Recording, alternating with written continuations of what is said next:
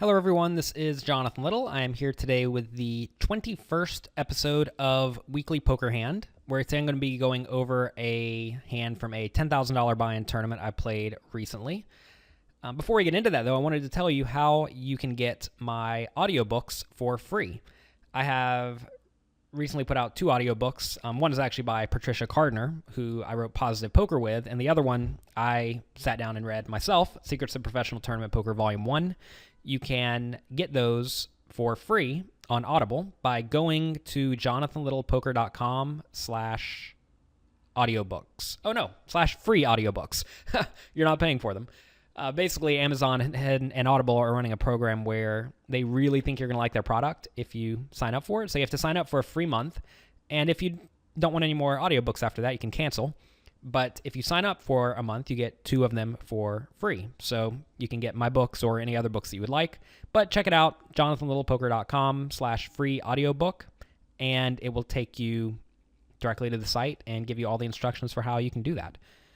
So in this hand, like I said, we are playing a $10,000 buy-in tournament. We get King Jack suited in the low Jack seat. We have 10,000 chips at 50, 100, so we have 100 big blinds. So we have a calling station who raises from third position to 300, and then it folds around to me. So I have King Jack of Hearts. I am a very big fan of calling and seeing a flop against players who are a little bit too call happy. I think re-raising is also a fine play, but I don't really mind calling whenever we're fairly deep stacked early in a tournament, because if I get a good hand, I stand to win a lot of money, and if I miss, I can just lose almost nothing. So this is one of those spots where my risk is very low and my reward is very high if I call. And if I re-raise, I start making it to more of a spot where I'm risking a lot to win a lot, and I'd rather just risk a little to win a lot. So I'm going to call almost always.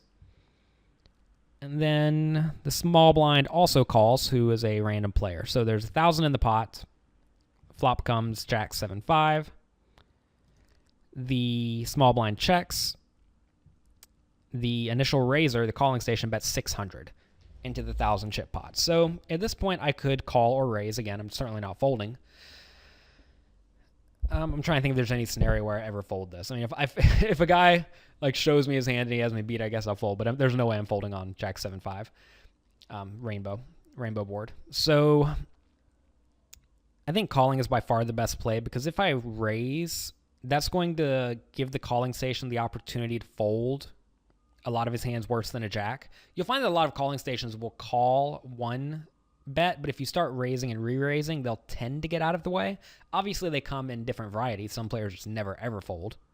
But at the same time, I'm not really thrilled about putting my whole stack in with King Jack on this board if I do it in a very aggressive manner. So I definitely like calling. I'm not really concerned about the player in the small blind continuing, because if he calls, I'm in fine shape. And if he raises, I'm probably not in great shape. So I think I'm going to get really clean information from the small blind. And I think we'll be able to play pretty easily on the turn. Notice that there aren't very many bad turn cards. Only an ace or a queen are bad for me. And even then, they're not particularly bad. So I definitely like calling. The turn is the 3 of spades. So now there are 2 spades on board. The calling station checks, and I decide to bet 1,200 into the 2,200 chip pot. So I think I definitely want to bet for value, but I don't want to bet too big, because if I bet too big, the calling station is going to start folding hands like ace king and ace queen, and he's going to fold stuff like pocket 7 or pocket 9s, pocket 8s, pocket 6s. And I don't want to make him fold those hands, because those hands are all drawing fairly thin. Whenever your opponent is drawing very thin, you want to make a bet that will get called by their marginal made hands. Notice if I start betting very big, like 2,000, he's probably only going to call if he has a jack.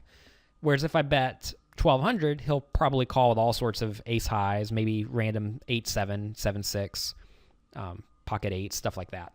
Granted, calling station's not going to fold pocket 6s whenever he has a gut shot. So maybe a slightly larger bet would be a little bit better. But in this scenario, I really like making a bet size that I think is going to target his range pretty solidly and get called by a lot of worse hands. So in this spot, I do think that a bet of 1,200 is going to get called by almost his entire range of any sort of ace high or better. Whereas I think if I bet maybe even 1,500, he might start folding ace highs. So I don't really want that to happen. So I like the bet. 1,200 I think is a very good bet. I think that's about the ideal bet size. So calling station calls. River is the queen of clubs, so the overcard came, which is not really what I want. But at the same time, I have to ask myself, does my opponent have a queen very often? So he could conceivably have ace queen. He could have queen jack, and he maybe could have queen 7. But you have to remember, he did raise from third position, so he's probably not raising queen 7. You're going to find that being a calling station or classifying someone as a calling station does not really say much about their pre-flop opening ranges, because this guy could just be fairly tight pre-flop and then never fold after the flop. And you have to make sure you're quantifying that. If this guy is a player who is raising stuff like queen 7, he's more likely a maniac than a calling station. But make sure you're not just classifying people as purely, this guy's a calling station. That means blank, because some calling stations are loose, some calling stations are tight. You're going to find that most tight passive players are actually pretty big calling stations after the flop whenever they have any sort of hand. You'll find that a lot of guys who play only aces, kings, and queens never fold their aces, kings, or queens after the flop, regardless of what the flop comes. So those guys, in theory, are calling stations after the flop. So anyways, I assume this guy's probably just playing fairly standard pre-flop, but then doesn't fold very well after the flop. So I don't think queen 7's in his range too often. I think ace queen could be there. Maybe king queen could be there. Probably not king queen, though. It's hard for king queen to call on the turn. He could definitely have queen jack, but I think a lot of queen jacks would just bet the turn for value. So I think this queen is not very bad for me. I think the only hand that I'm reasonably losing to at this point is exactly queen jack. So when he checks, I think I should certainly go for value. And then the question becomes, how much do I bet for value? How much can I reasonably bet and get called by a hand worse than my middle pair? So you have to realize when I'm betting in this spot, I have to expect my opponent to call with a worse hand.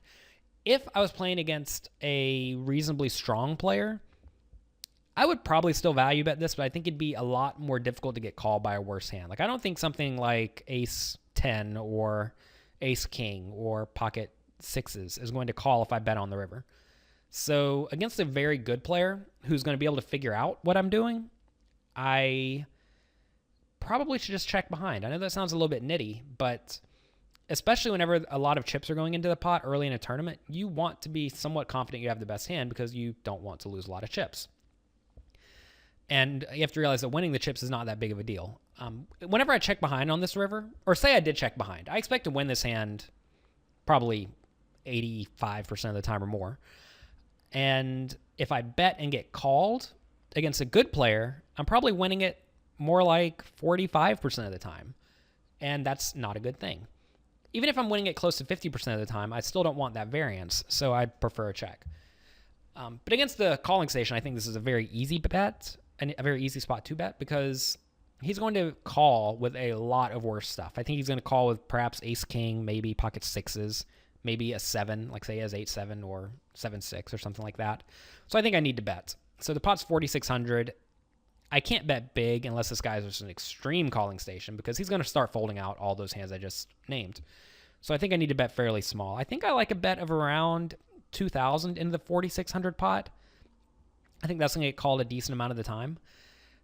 If you have a dynamic with a player where you bet a lot of small denomination chips, maybe you should bet 1,900 instead, because you'll find some players, if you pay attention, you'll find that they call bets that are made with a lot of chips way more often than they call bets made with, say, two $1,000 chips. They're not really dollars. Two 1,000 chips.